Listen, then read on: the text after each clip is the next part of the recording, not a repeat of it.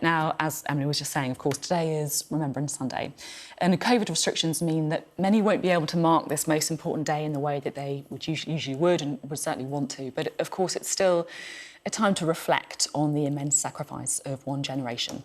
To mark the occasion, we had an interview this week with the Chief of the Defence Staff, Sir Nick Carter. I was busy with our US election coverage, so my top colleague, Deborah Haynes, our Foreign Affairs editor, went along to speak to the head of the British Armed Forces.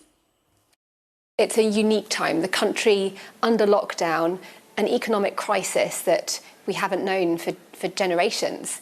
Why should people care about remembrance? Well, I think the most important thing about it is that it's about honouring those who gave their lives in the service of our country. And of course, they did that to protect our way of life and our freedom. And I think it would be very dangerous if we forgot that. Not least, I think, because we need to hang on to that idea of democracy. Why is that dangerous if we don't remember the sacrifice of the past? Well, because I think that what we will also forget is the true horror of war. And if you forget about the horror of war, then the great risk, I think, is that people might think that going to war is a reasonable thing to do. Now, in certain circumstances, that might be the case, but of course, you need to understand what you're taking on when you do it, because it's always visceral, it's always violent, it's always brutal, and ultimately it leads to people having to sacrifice their lives in the cause, and that's quite a thing for people to do. So we need to remember that, we need to learn from it, and we need to make sure that people only take us to war when they absolutely have to. And looking at history, history tells us that economic crises lead to security crises. How worried are you that the global economic crisis brought on by coronavirus could lead to new security threats, potentially even war? Yes, I think we're living at a moment in time where the world is a very uncertain and anxious place. And of course, the dynamic of global competition is a feature of our lives as well. And I think the real risk we have with quite a lot of the regional conflicts that are going on at the moment is you could see escalation lead to miscalculation. And that's the thing I think we have to guard against. Miscalculation, can you just spell that out in easy language? What does that mean? So what that means is that the protagonists, either because they don't realise the implications of their actions, lead to an escalation, which means that more people perhaps get involved, more weaponry gets involved, and before you can contain it, it leads to the sides ending up in a full-blown war. And if that happens, as we saw in the last century, we have to remember history might not repeat itself, but it has a rhythm. And if you look back at the last century, before both world wars, I think it was unarguable that there was escalation that led to the miscalculation, which ultimately led to war at a scale we would hopefully never see again. So are you saying that's a real threat, that there could be another world war? I'm saying it's a risk, and I think we need to be conscious of those risks. And that's why remembrance matters, because if you look back at history, hopefully you learn from their experience and you make sure that you're very cautious about how you manage the sorts of regional conflicts that we see playing out in the world today. Looking at coronavirus, the first time round, it seemed that the government was kind of almost wary, reluctant to use the military. The armed forces being involved on the streets may be a sign that things aren't going so well.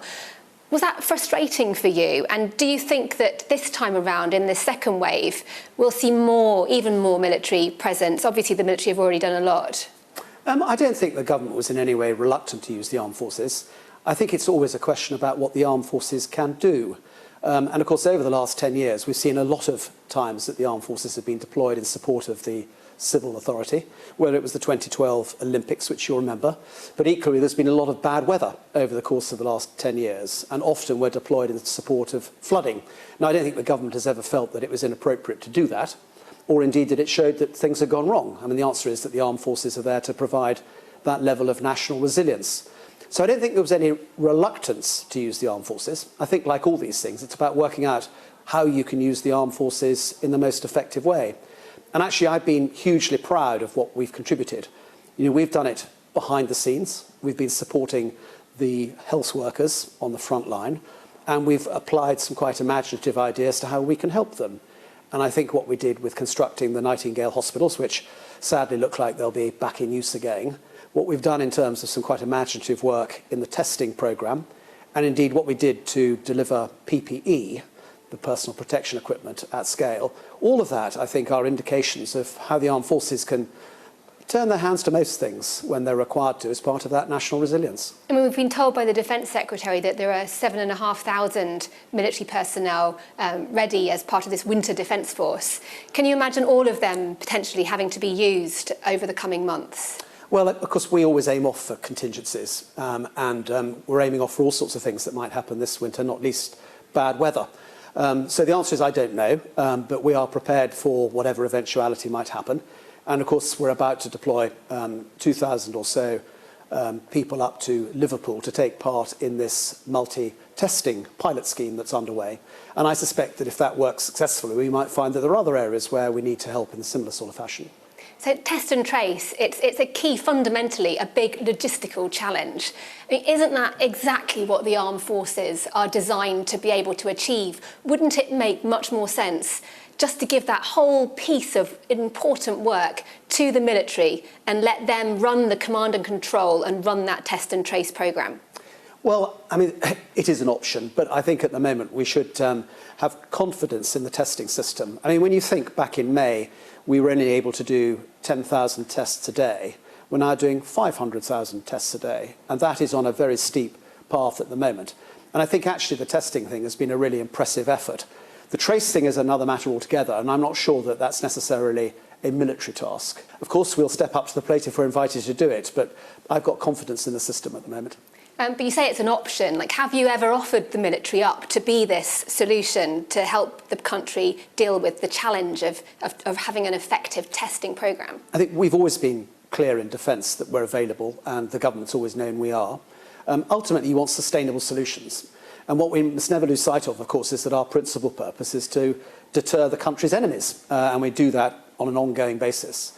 And whilst it is entirely appropriate for us to help in times of crisis, what the government really needs are sustainable solutions so that we're available to do what we should be doing on a normal daily basis. Well, that leads us on very nicely to the integrated review. Obviously, there's this big review going on that's been going on for months now of UK defence foreign development policy.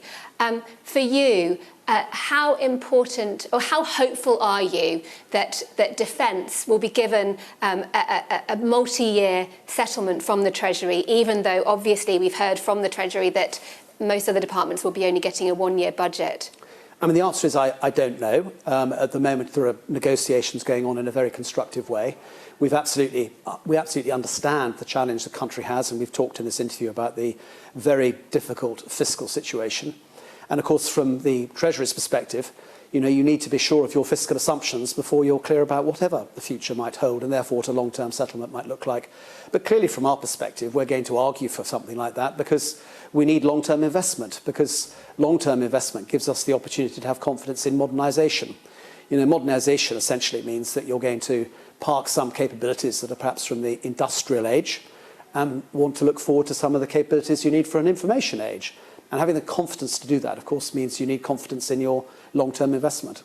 I mean, on that front, should the country be ready when they look at their military to have a very different-looking armed forces going forwards, that actually fixating on the size of the armed forces, on this 82,000-strong army, is actually the wrong metric, and what you should be looking at is capability, increased use of autonomous weapons, increased use of cyber, of space, to be able to have maximum effect?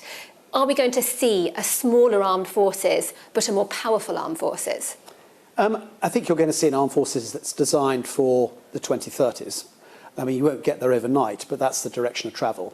And we think that an armed forces designed for then is going to be one that is organised through the prism of the domains of land, air and maritime, but also cyber and space, because it's the way that you integrate all of those domains together these days and certainly into the future that gives you your disruptive edge. So I think you'll see armed forces that are designed to do that. And I think that absolutely means that we will have all manner of different people employed because those domains require different skill sets. And we will absolutely avail ourselves of autonomous platforms and robotics wherever we can. But we don't yet know, and nobody can predict the future, quite what mix of technologies will be necessary to be able to achieve that. And that's why returning to the lost art of experimentation, something that perhaps we haven't done constructively since the 1930s, is something that we'll absolutely have to do.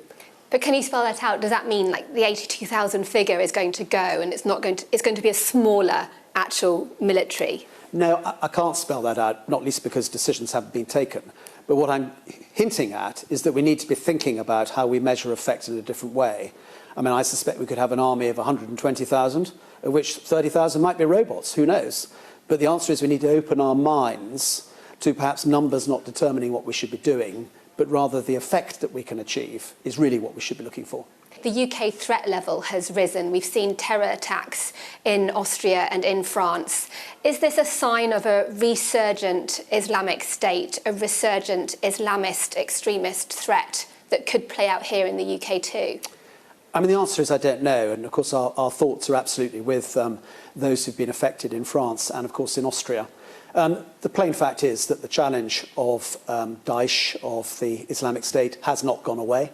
And we have forces deployed in parts of the world at the moment which are dealing with that particular challenge. It's a clear and present threat, and it's one that we should all be alert to. The Overseas Operations Bill is obviously passing through Parliament at the moment. You'll be fully aware of the concerns that have been raised, particularly by Labour and also by a number of Conservative MPs, that this is giving a carte blanche to the UK armed forces to commit war crimes, potentially torture. What do you say to that? I mean, my starting point would always be that if our forces do not behave in line with our values and standards and the laws of war on the ground, then they should be properly held to account for that. But I would also say that we have been struggling with vexatious claims from the campaigns of Iraq and Afghanistan over the last decade or two. And that is something which I can't condone, because ultimately that threatens the way in which our leaders on the ground are prepared to seize those fleeting opportunities that you need to win on a battlefield. So the trick is to maintain the moral high ground, which is fundamental to us, and we must never lose that, and therefore we must be held to account, whilst at the same time trying to make sure that vexatious claims don't pursue us. Okay, thank you very much.